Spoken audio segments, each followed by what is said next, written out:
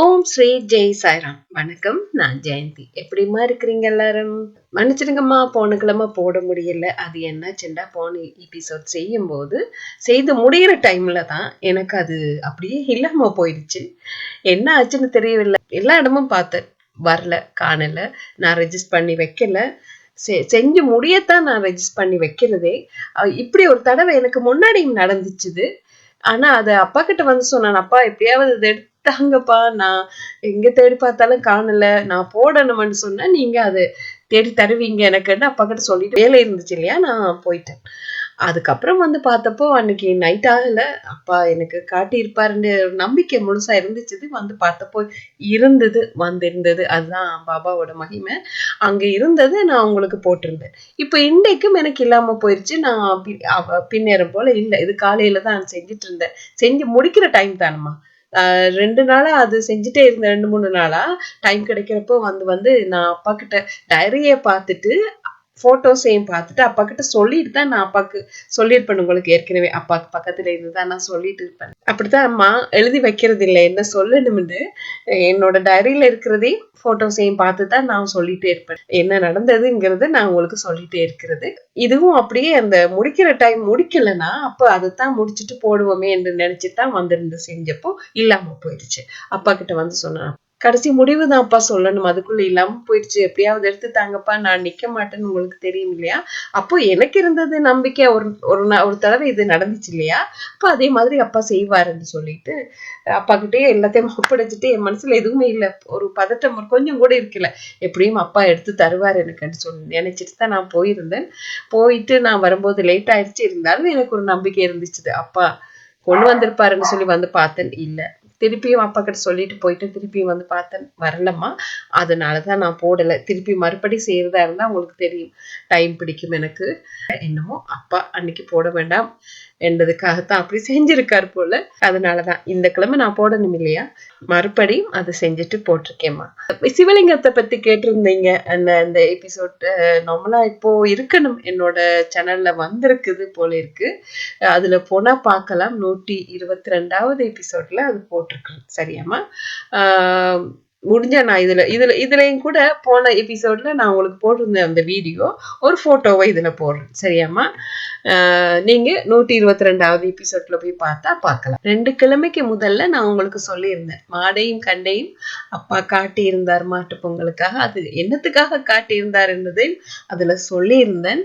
மாட்டு பொங்கல் அன்று 12 மணிக்கு எனக்கு அதை காட்டி இருந்தார். அடுத்த நாள் 15ஆம் தேதி மாட்டு பொங்கல் இல்லையா, காலையில நாங்க போகணும். என் ஹஸ்பண்டோட தங்கச்சி பர்த்டேக்கு போறதா சொல்லி இருந்தேன் இல்லையா உங்களுக்கு. அப்போ போறதுக்காக அப்போ எனக்கு அப்பாவுக்கு ஆர்த்தி செஞ்சுட்டு போவோமே, அப்பா ஃபர்ஸ்ட் டைம் விட்டுட்டு போறேன்னு இல்லையா, மனசு கஷ்டமா இருந்தது. அப்போ உடனே அவசரமா ரொம்ப அவசரமா தான்மா செஞ்சுட்டு இருந்தேன். அப்போவே விளக்கு ஏத்தும் போதே அப்பா ஒளியில ஏதோ காட்டிட்டு இருந்தார். எனக்கு ரொம்ப கஷ்டமா இருந்தது, லேட் ஆகுதே என்று சொல்லிட்டு அப்பா கிட்ட சொல்லிட்டு இருக்கேன், அப்பா என்னமோ காட்டிட்டு இருக்கிறீங்கப்பா, எனக்கு லேட் ஆகுது, உங்களுக்கு தெரியும் இல்லையான்னு சொல்லிட்டு அவசரமா செஞ்சு அவசரமாவே ஒரு 4-5 போட்டோ எடுத்துட்டு எல்லாரையும் பாத்துக்குங்க, பிள்ளைகள் எல்லாரையும் பாத்துக்குங்கன்னு சொல்லிட்டு அப்பா முகத்தை பார்த்தப்போ எனக்கு ஒரு மாதிரி இருந்துச்சு. அப்பாவோட முகமும் கொஞ்சம் ஒரு சோகமா இருக்கிற மாதிரி, அப்படியே ஒரு பரிதாபமா என்ன பார்த்த மாதிரி இருந்தது. அப்பா அப்படியே பார்த்துட்டு, நான் போயிட்டு வரேன்ப்பா, ஒரு நாள் தான் நிப்பன், வந்துருவேன்ப்பான்னு சொல்லி நான் அவசரமா இறங்கிட்டேன். சரியா? எனக்கு தீபத்துல தெரிஞ்சது திருப்பியும் அப்பா மாடு கண்டு காட்டுமா போல இருந்தது. அப்படித்தான் என் கண்ணுக்கு தெரிஞ்சதுமா. ஆர்த்தி செய்யும் போது அவசரமா தானே நான் செஞ்சுட்டு அவசரமா போட்டோ எடுத்துட்டு வந்திருந்தேன். அதுல எனக்கு அதுல நினைவு வருது, அப்பா தீபத்துல என்ன காட்டினாருங்கிறது திருப்பி பார்க்கணும் போல இருந்தது. அதனால நான் போன்ல போட்டோவை பார்த்தப்போதான் எனக்கு தெரிஞ்சது. அங்க என்ன இருந்துச்சு தெரியுமா, குழந்தைங்க இருந்தாங்கம்மா. குழந்தைங்க, என்னோட பிள்ளைங்க 3 பேரும் குழந்தை பிள்ளைகளா அப்பாவோட கைக்குள்ள இருந்தாங்கம்மா. வலது கை தான் அப்படியே தெரியுது. அப்போ வலது கையை பொத்தி பிடிச்சிருக்கிற மாதிரி அந்த ஆள்காட்டி விரல் இருக்கு இல்லையா, பெரிய விரலுக்கு பக்கத்துல, அந்த ஆள்காட்டி விரலை நேர காட்டின மாதிரி மற்ற 4 விரல்களை இப்படி மடிச்சு பிடிச்ச மாதிரி, 3 விரல் அங்கால இங்கால பெரிய விரலையும் மடிச்சு பிடிச்ச மாதிரி இருக்குது. அப்பா கைக்குள்ள பொத்தி பிடிச்சிருப்பாங்க இல்லையா, அப்படி இருக்குது. அந்த கை விரல் நீட்டி இருந்தார் இல்லையா, ஆள்காட்டி விரலை பத்திரம் காட்டும் போது நீட்டுவோம் இல்லையா, அது மாதிரி நீட்டி இருந்த அந்த விரலுக்குள்ளால பார்க்கும்போது அங்க என்னோட குழந்தைங்க இருந்தாங்கம்மா.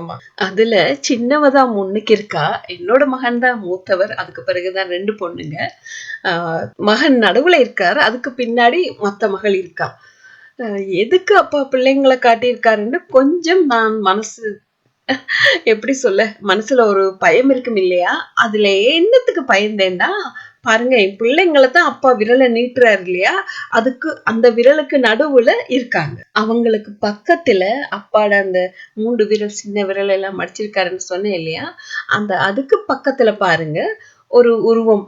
அதுக்கு அப்பா கைக்குள்ள இல்ல, வெளியில தான் இருக்குது. அந்த முகம் அப்படியே தெரியுது, எனக்கு வித்தியாசமான உருவம் ஒன்று தெரிஞ்சுது. அதை பார்த்ததுன்னா நான் ரொம்ப பயந்து போயிட்டேன். மனசு என்னப்பா என்னாச்சு, எதுக்குப்பா, என்ன நடக்க போகுது என் பிள்ளைங்களுக்கு, பாத்துங்கப்பா நீங்கன்னு நான் சொல்லிட்டு இருக்கேன் மனசால. அதை மட்டும் பார்த்துட்டு என்ன மனசுக்குள்ள அப்படியே அப்பா கூட பேசிட்டு இருக்கிறேன்னா, அதுக்கப்புறம் வடிவா பார்க்கும் போது அப்பா இருந்தாருமா. அந்த போட்டோவில் ஏற்கனவே இருந்திருக்கார், நான் தான் அது அவரை கவனிக்கல. நான் முதல்ல பார்த்தது என் பிள்ளைங்களை கண்ணுக்கு தெரிஞ்சது உடனடியாவே. அப்பா காட்டிட்டார். அப்பா விரலை நீட்டி காட்டியிருந்தார் இல்லையா, நாங்க பத்திரம் என்று சொல்லும் போது அந்த விரலை காட்டுவோம் இல்லையா, அப்போ அப்பா கைக்குள்ள வச்சு தான் பத்திரமா பாதுகாக்கிறேங்கிறது தான் எனக்கு காட்டியிருக்கார். அப்படி இருந்தும் என்னோட மனசு அந்த பக்கத்துல இருக்கிற உருவத்தை பார்த்ததுமே பயந்து போயிட்டேம்மா.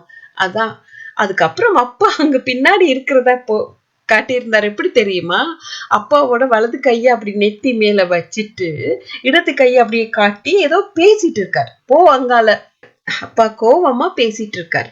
அப்ப அதை பார்த்ததுமே ஓகே, அப்பா இருக்காருன்னு பத்திரமா பாத்துக்கிறேன்னு அப்பாவே சொல்லிட்டாரு இல்லையா.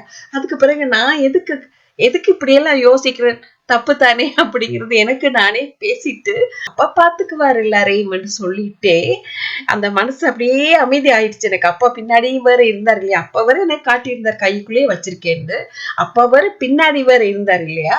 அப்ப அதை பார்த்ததுமே என் மனசு அமைதி ஆயிடுச்சு.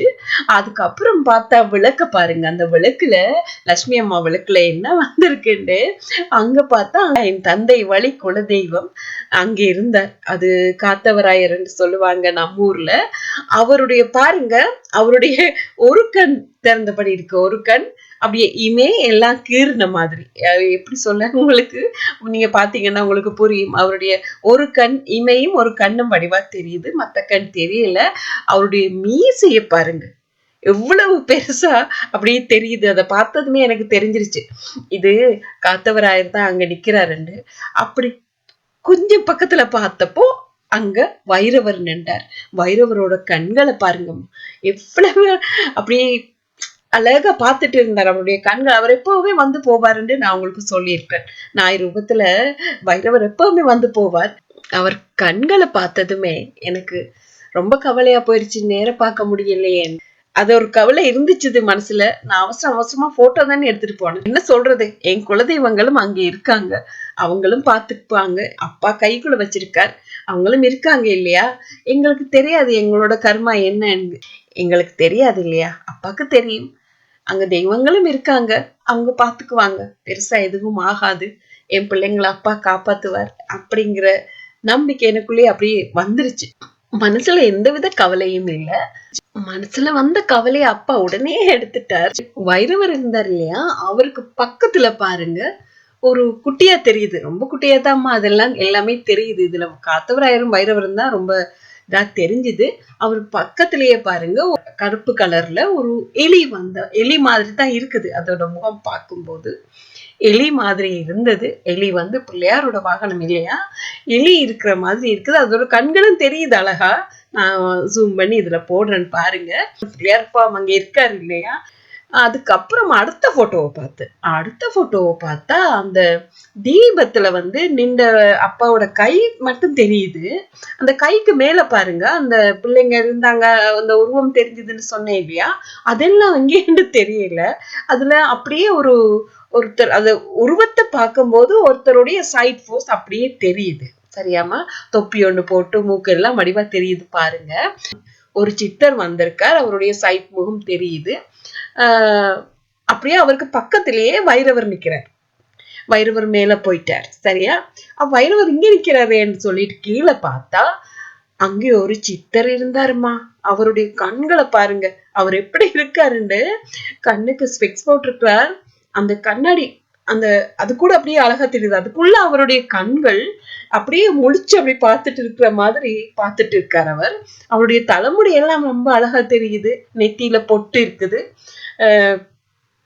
அவருடைய முகத்துக்கு மேலே அந்த எலியும் நிக்குது. அந்த எலிக்கு பின்னாடி பாருங்க யாரு வந்திருக்காங்கன்னு. எலிக்கு பின்னாடி ஆஞ்சநேயரப்பா நிக்கிறார். அப்படியே தெரியுதுமா அவரை. அப்படியே குட்டி குட்டியா தான் தெரிஞ்சது. நான் எல்லாமே ஜூம் பண்ணி இதுல போட்டிருக்கிறேன். ஒவ்வொரு போட்டோ எடுக்கலையும் ஒவ்வொரு செகண்ட் தான் போயிருக்கும். அதுக்குள்ள எவ்வளவு மாற்றம் தெரியுதா இதுல பாத்தீங்க தானே. அப்ப இதுல பார்த்த இந்த போட்டோல பார்த்ததுமே அதுல ஒருத்தர் வந்திருக்கிறது அப்படியே தத்ரூபம் அப்படியே பார்க்கும் போதே தெரிஞ்சது எனக்கு. ஐபோன்ல தானே நான் போட்டோ எடுத்தேன். அப்ப அதுல அப்படியே தெரிஞ்சதுமே எனக்கு ஒரு சந்தேகம் மனசுல, அப்பா எப்படி ஒவ்வொரு செகண்டுக்குள்ள எல்லாமே மாத்திட்டு இருக்காருன்னு சொல்லி அதை ஒரு பின்னாடி போய் எடுப்போமா, சைட்ல போய் எடுப்போமான்னு நினைச்சுதான் அந்த சைட்ல போய் ஒரு போட்டோ எடுத்தேன்மா. அங்க அந்த திரையில அடியில ஆஞ்சநேயரப்பா இருந்தார். அதுக்கு மேல சித்தர்கள் மாதிரி இருக்குது, அவங்கதான் பின்னாடி இருந்தாங்க. ஆஞ்சநேயரப்பாட கண்களை பாருங்க, அது கூட வடிவா தெரியுது. அவருடைய முக்குவாய் எல்லாமே தெரியுது. இல்ல அவரோட முகம் மட்டும் அப்படியே அதுல தெரியல, அடியில இருந்துச்சு.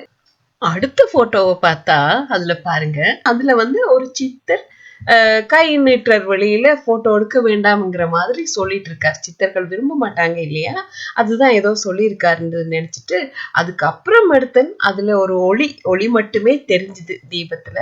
அப்படியெல்லாம் காட்டியிருந்தார். நான் பின்னாடி போய் போட்டோ எடுத்தேன் இல்லையா தீபத்துக்கு பின்பக்கம், அதுல பாருங்க அந்த ஷடோ விழும் இல்லையா, அப்பா எப்பவும் காட்சி தருவாரு. அதுல பாருங்க அப்பாவோட நிழல் தெரியுது. அதுல அப்பா ஏதோ செஞ்சிட்டு இருக்கிற மாதிரி தான் அதுல இருக்குது பாருங்க. அவர் குனிஞ்சு நின்று என்னமோ செஞ்சிட்டு இருக்கிற மாதிரி. அப்போ அப்பாதான் ஏதோ செஞ்சிட்டு இருக்கார், அதுல சித்தர்களை கொண்டு செஞ்சிட்டு இருக்காருங்கிறத எனக்கு புரிய வச்சிருந்தார். இதெல்லாம் பார்த்ததும் எனக்கு ரொம்ப மனசுக்கு ஒரு இதா இருந்துச்சு. என்னோட ஹஸ்பண்டோட தானே நான் போயிட்டு இருந்தேன், அவர்கிட்ட எதுக்கும் பேச முடியாது. அன்னி கூட இல்லை. அன்னியை நினைச்சேன், நான் போனது வந்ததும் அன்னைக்குதான் முதல் சொல்லணும் அப்படின்னு நினைச்சிட்டு மனசு நிறைஞ்ச ஒரு அமைதி, சந்தோஷம், ஆனந்தம் எல்லாம் அப்பா கொடுத்திருந்தார். அப்பா இருக்காரு இல்லையா, அவரே எல்லாமே பார்த்துப்பாருண்டு என் மனசுக்குள்ள தோணினது. அப்படியே நாங்க போனோம். அங்க போனதும் இவர் தங்கச்சி மகன்கிட்ட காட்டினார், அப்பா எப்படி மாட்டு பொங்கலுக்கு எனக்கு மாடையும் கண்டையும் காட்டியிருக்கார் என்று சொல்லிட்டு அந்த போட்டோவை காட்டினதும் அவன் பார்த்ததும் ரொம்ப தெரியுது அப்படின்னு சொன்னான். அதே மாதிரி எனக்கு வாட்ஸ்அப்பால மெசேஜ் அனுப்பியிருந்தவங்களுக்கு நன்றி. நேரடியா கமெண்ட்ல போட்டீங்கன்னா நல்லா இருக்கும். பிரார்த்தனைகளை வாட்ஸ்அப்பால கொடுத்துருங்கம்மா. வாட்ஸ்அப்பால பிரார்த்தனை சொல்லும் போதுதான் நீங்களும் இதை சொல்லியிருந்தீங்க. சொன்னதுக்கு ரொம்ப ரொம்ப நன்றிம்மா. அழகா தெரியுதுன்னு சொன்னீங்க இல்லையா, அதுக்கு எனக்கு ரொம்ப ரொம்ப சந்தோஷமா இருந்தது. முன்னாடியெல்லாம் நான் போட்டோ போடும்போது விலங்கலை புரியலைன்னு கேட்டிருந்தாங்க. நான் அதை அவுட்லைன் போட்டு கூட போட்டிருந்தேன் முன்னாடி. இப்போ யாருமே எதுவுமே அப்படி சொல்றது இல்லை. எப்போவாவது அதிசயமா ஒருத்தர் 2 பேர் தான் சொல்லிட்டு இருக்காங்க. புரியலைன்னு சொன்னா நான் அடுத்ததுல உங்களுக்கு அவுட்லைன் போட்டுடுறேன். சரியாமா? அதுக்கப்புறம் நான் அங்க வீட்டை மறுபடி வந்தோம் இல்லையா, மறுபடி வந்ததுமே எனக்கு வீட்டை வந்த உடனே அப்பா பார்க்கணும் போல இருந்தது. ஓடி அப்பாவை பார்த்தேன். அப்பாவை பார்த்ததுமே எனக்கு அழுக வருமா போல இருந்துச்சுமா. அது கவலையான அழுகையா இல்ல சந்தோஷமான ஆனந்தத்துல வரும் இல்லையா அழுக, அதான் எனக்கு புரியல. அப்போ அப்பா முகத்தை பார்த்ததும் ரொம்ப பரிதாபமா அவர் பார்த்துட்டு இருந்தார் இல்லையா, நான் அங்கே போகும்போது அப்படி பார்த்துட்டு இருந்தார். வந்ததுமா அவரோட முகம் ஒரு மாதிரியா இருந்துச்சு. எனக்கு அதை பார்த்ததுமே ரொம்ப கவலையா இருந்தது. அப்பா என்னாச்சுப்பான்னு சொல்லி அப்பாவை கேட்கும்போது எனக்கு ஒரு ஃபோன் கால் வந்தது. அதனால நான் ஃபோன் பேசிட்டே நான் சொல்லியிருக்கேன் இல்லையா, அப்பா பக்கத்துல ஒரு விண்டோ இருக்குது, அதுக்குள்ளால நான் வெளியில பார்ப்பேன். அப்போ எனக்கு அப்பா வந்திருந்தார். குருவி, மஞ்சள் குருவி, சிட்டுக்குருவி தான், அதுக்கு மஞ்சள் பூசின மாதிரி இருந்தது. அந்த குருவி வந்து நிக்குது சரியா, அப்படி வெளியில நிக்குது, நின்றுட்டு என்னையே பார்த்துட்டு இருக்குது. நான் போன் பேசிட்டு இருக்கிறேன், அந்த குருவியே பார்த்துட்டு இருந்தேன். பார்த்துட்டு இருக்கும் போது எனக்கு அது, ஓ அப்பா பசிக்குதுன்னு கேட்கிறாரோ என்றது எனக்கு தோணிச்சுது. அதான் அவருடைய முகம் வாடி இருக்கா அப்படிங்கிற யோசனை வந்ததுமே அப்பாவையும் பேசிட்டே இருக்கிறேன், போன் பேசிட்டு அப்பாவையும் பார்க்கிறேன். அப்பா ரொம்ப கவலையா இருந்தார். உடனடியாவே போய் ஃப்ரெஷ் அப் ஆகி அந்த போனை வச்சுட்டு, ஒரு முக்கியமான கால், அதனாலதான் அதை நான் ஆன்சர் பண்ணிட்டு இருந்தேன். ஓடி போய் ஃப்ரெஷ் அப் ஆகிட்டு அப்பாக்கு பழம் என்னமோ கொண்டு வந்து வச்சேன். அதுக்கப்புறம் அப்பா பழம் வைக்கும்போது அப்பா கேட்கிறார் என்னட்ட, சாய் அரிசிங்கிறது கேட்கிறார். அப்போ எனக்கு புரியும் இல்லையா அப்பா கேட்கறது, என்னத்துக்கு இப்போ சாய் அரிசி கேட்கிறார்.